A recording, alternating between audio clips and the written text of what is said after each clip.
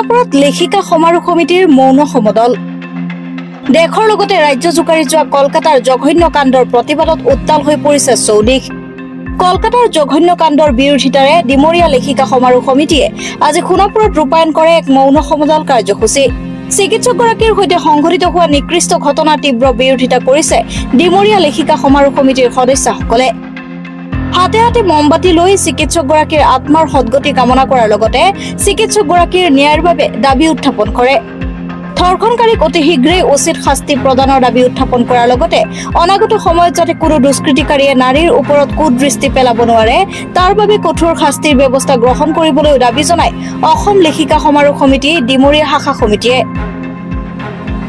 আজি আমি আমাৰ সদৌ অসম লেখিকা সমাৰোহ সমিতিৰ নিৰ্দেশ মৰ্মে কলকাতাৰ যিগৰাকী চিকিৎসকক আমাৰ মহিলা চিকিৎসকক নিৰ্মমভাৱে হত্যা কৰা হ'ল, বৰ্বৰ শাস্তি দিয়া হ'ল তেখেতৰ এই হত্যাৰ প্ৰতিবাদত, এই ধৰ্ষণৰ প্ৰতিবাদত আমি আজি ডিমৰীয়া লেখিকা সমাৰোহ সমিতিয়ে মম জ্বলাই মৌন সমদল উলিয়ালো আৰু আমি আশা কৰিছোঁ ভৱিষ্যতে যাতে এনে নহয় তাৰে আমি প্ৰতিবাদ জনাইছোঁ।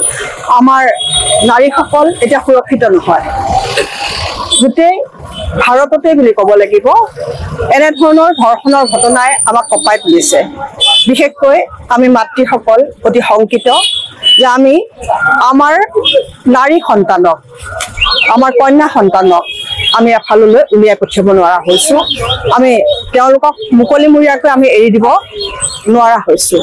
সেয়েহে আমি আমাৰ মাননীয় মুখ্যমন্ত্ৰী মহোদয়কো নিবেদন জনাইছোঁ, আমাক যেন সুৰক্ষা দিয়ে, আমি যেন সুৰক্ষিত অনুভৱ কৰিব পাৰোঁ আৰু আমাৰ সন্তান সকলকো আমি সমাজলৈ এৰি দিব পাৰোঁ। এইকাৰণে আমি আজি প্ৰতিবাদ কৰিছোঁ। লগতে আমি আমাৰ এই চিকিৎসকগৰাকী ভৱিষ্যতৰ উজ্জ্বল ভৱিষ্যতৰ যি উজ্জ্বলগৰাকী তেওঁৰ আত্মাৰ আমি চিৰশান্তি কামনা কৰিছোঁ। তেখেতে সুবিচাৰ পাওক, সেয়ে আমাৰ কামনা। আজি মোৰ পূৰ্বৰ বক্তাই কৈছে আজি আমাৰ যিটো অতি সুখৰ দিন আছিল, আমি আজি প্ৰতিবাদ কৰিবলগীয়া হৈছে। নাৰী সমাজ ওলাই আহিছোঁ, আমাৰ লেখিকা সমাৰোহ আমি ওলাই আহিছোঁ।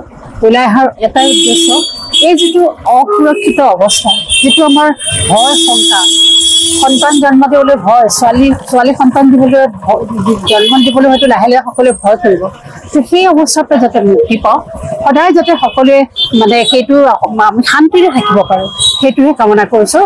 আৰু মই সেই বিশেষ অকণমানি উঠি অহা সৰু ছোৱালী এজনী, 31 বছৰীয়া ছোৱালী এজনী, তেওঁক সেইদৰে অকালতে জীৱন দিবলগীয়া হ'ল। সেইটো ঈশ্বৰৰ পৰা ঈশ্বৰে লৈ যোৱা নাই, তেওঁ আমি আমাৰ মানুহে নিজৰ দানৱতাৰ পৰিচয় দি সেই ছোৱালীজনীক সেইদৰে হত্যা কৰা হৈছে।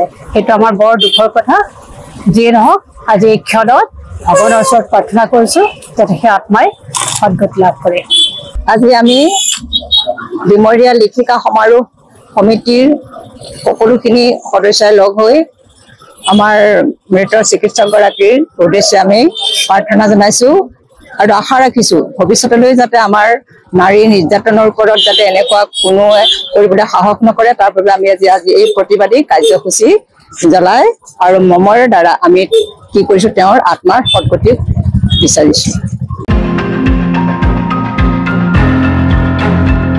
সোণাপুৰৰ পৰা পূৰবী কাশ্যপৰ ৰিপৰ্ট, সংবাদ লহৰ।